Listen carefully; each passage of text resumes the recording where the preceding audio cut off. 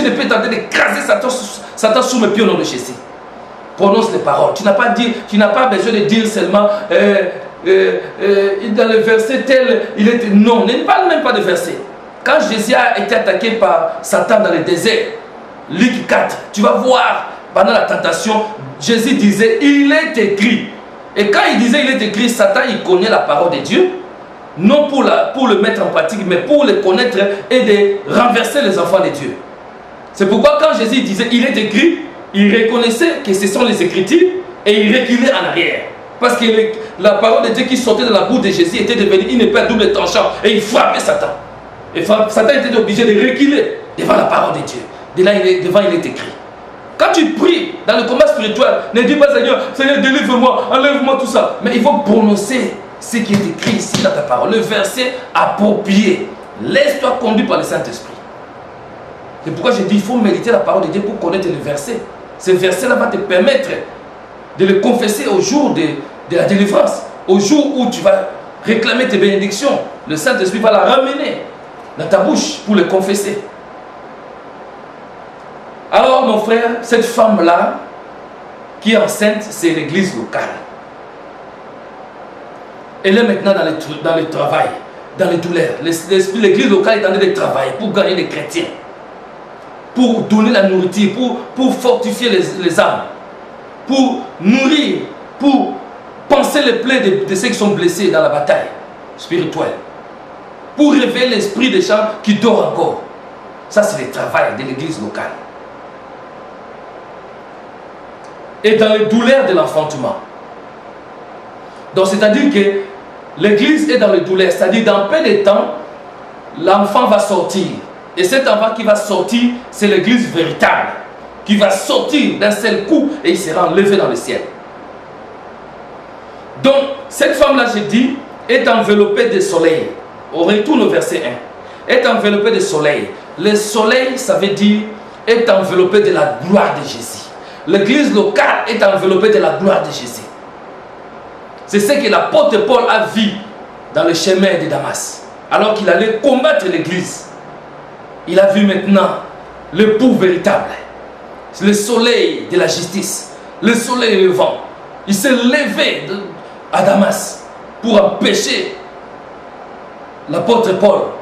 Il était Saoul à ce moment-là. On l'appelait Saoul. Saul plutôt. On l'appelait Saul. Jésus est apparu pour lui empêcher. Parce que Jésus, il est l'époux de la femme là. Il est l'époux de l'église.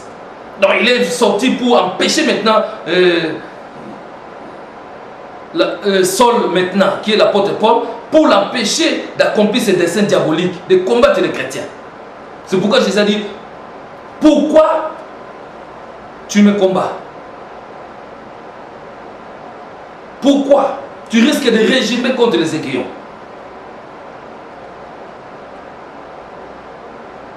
Alors, donc Jésus-Christ, c'est lui le soleil levant, c'est lui le soleil de la justice. Donc l'église locale est environnée de la gloire de Jésus-Christ, qui est le soleil levant, le soleil de la justice. Il est le soleil de la justice dans notre vie. C'est lui le soleil, Jésus-Christ. Quand tu as vu Josué, il s'est capable de la bataille contre les 5 rois. Josué, il a imploré l'Éternel, il a dit que le soleil ne s'arrête pas, jusqu'à ce que je puisse terrasser mes ennemis. Et le soleil est resté dans le ciel. Donc, le soleil là, c'est Jésus-Christ. Il est resté là pour regarder, pour assister, pour combattre avec Josué contre ses ennemis, jusqu'à ce qu'il a terrassé ses ennemis. Le soleil, il faut que le soleil soit là. Il est pour toi. Il combat jusqu'à ce qu'il neutralise tes ennemis. C'est Jésus-Christ. Quand il est dans ta vie, il ne se reposera pas jusqu'à ce qu'il ait terrassé tes ennemis. Jusqu'à ce qu'il ait renversé, changé le langage de ceux qui te critiquaient là. Jésus ne dormira pas. Il est debout dans ta vie. Amen. Alors, c'est lui, le soleil. Il est environné de la cour. L'église locale est environnée de la gloire. Parce qu'Israël est en perdition. Israël n'est pas environné de la gloire de Jésus. Il est dans la perdition. Ça ne peut jamais être Israël, mon frère, ma soeur. Parce qu'il est en perdition. Il a rejeté le Messie. Il a rejeté Jésus. Et comment Jésus sera, il sera la gloire? il sera le soleil levant, le soleil de la justice en Israël. Non.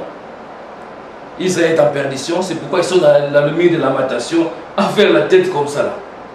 Attendre le Messie. Ils sont en train de se lamenter de leur culpabilité. Donc ils se lamentent parce qu'on a rejeté le Messie. On a rejeté. Ils demandent, ils reconnaissent leur culpabilité. C'est pourquoi on l'appelle milieu de lamentation. Pour se lamenter de leurs péchés. Parce qu'ils ont mal agi en rejetant le Messie. Ils se lamentent. C'est pourquoi on appelle ça mille de lamentation. La tête va se coller dans le mille. Contre le mille. Acceptez Jésus-Christ. Toi, juif qui tu m'attends, accepte Jésus-Christ dans ta vie. Parce que l'Israël, il attend le Messie quand il viendra dans la montagne des Oliviers. D'où il était parti au ciel. Il reviendra dans la même montagne là. Accepte Jésus et tu seras sauvé. Toi et toute ta famille. Alors, la Bible déclare la ligne sous ses pieds, au verset 1, Apocalypse 12, verset 1. La ligne sous ses pieds, c'est-à-dire la ligne était sous le pied de cette femme-là. La femme, je vous dis, c'est l'église locale. La ligne, c'est quoi? C'est les œuvres pervers du diable. La ligne, c'est c'est-à-dire, ça éclaire seulement la nuit. Or, la nuit, c'est le moment où les œuvres du monde des ténèbres est entré en action.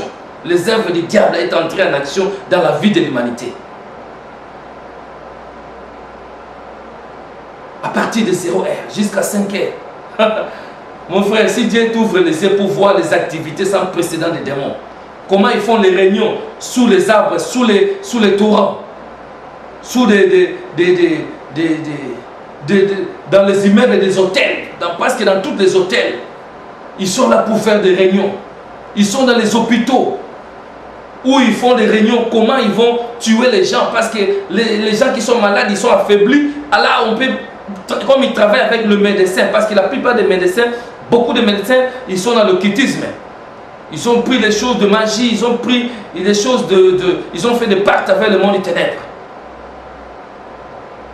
Et je le dis à la honte des médecins, parce que nous avons la connaissance de toutes ces choses. Dieu nous a révélé. Je ne dis pas tous les médecins.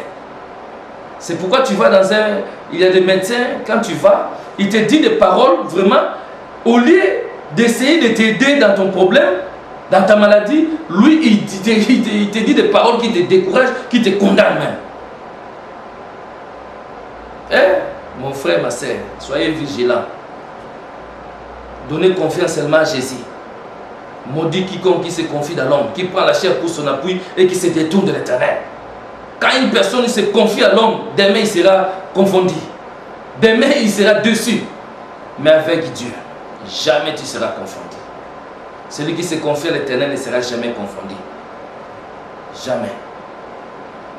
Alors fais attention mon frère, ma soeur. Donc, comprenez l'église. La ligne est sous ses pieds. Dieu a mis la ligne sous ses pieds. Aujourd'hui, l'église locale, normalement, les œuvres du monde ténèbres sont sous nos pieds. Nous avons le pouvoir de marcher. C'est pourquoi Jésus a dit, je vous donne le pouvoir de marcher sur les scorpions, sur les serpents, sur toute la puissance de l'ennemi. Je vous donne le pouvoir sur le monde du ténèbre, de marcher sur ce monde, sur ces œuvres pervers-là. Tous les œuvres pervers du diable, de marcher sur ces œuvres-là. Les œuvres de la nuit qui viennent pour détruire notre vie. Rien ne pourra vous nuire. Dieu a mis cette autorité-là à l'église. Dieu a donné, parce que l'église est environnée du soleil, de la gloire de Jésus. C'est pourquoi la ligne, les œuvres du monde du ténèbre sont sous nos pieds. Domine-la. Toutes ces œuvres-là, dominez. Ne te laisse pas affaiblir par les fibromes, par les maladies, par les maux de tête. Ça va fuir loin de toi. Quand tu te soumets à l'autorité de Dieu, tu résistes à l'ennemi, ça va fuir loin de toi. Alors, et une couronne de 12 étoiles sur sa tête. Une couronne de 12 étoiles. 12 étoiles, ce sont 12 apôtres. Il était resté seulement 11. Avant le jour de la Pentecôte, juste avant le jour de la Pentecôte, ils étaient 11. Ils ont associé Matthieu pour devenir 12. Quand tu vois dans le livre des Actes des Apôtres, tu vas voir qu'ils ont associé Matthieu. Mais Matthieu était un associé. Matthieu, il n'était pas compté comme le 12e disciple qui a remplacé Judas Iscariote. Non, non, non, non. Matthieu, on nous dit qu'il était un associé. Il était seulement un associé. Alors, Matthias plutôt, c'est le nom, c'est Matthias, qui fut associé au verset 26. Acte 1, vous allez lire au verset 15 jusqu'au verset 26. Quand ils ont tiré le sort, ils tirèrent au sort et le sort tomba sur Matthias, qui fut associé aux 11 apôtres. C'est l'association. Il s'est associé aux apôtres, mais il n'était pas apôtre. Je crois, non, vous connaissez, quand on est associé, on est associé, demain je peux me séparer, parce qu'on est seulement associé. Donc, je n'ai pas le ministère que toi tu fais. On n'est pas vraiment dans le même but qu'on fait, mais on s'associe, on va voir si ça va marcher ou pas. C'est ça l'association.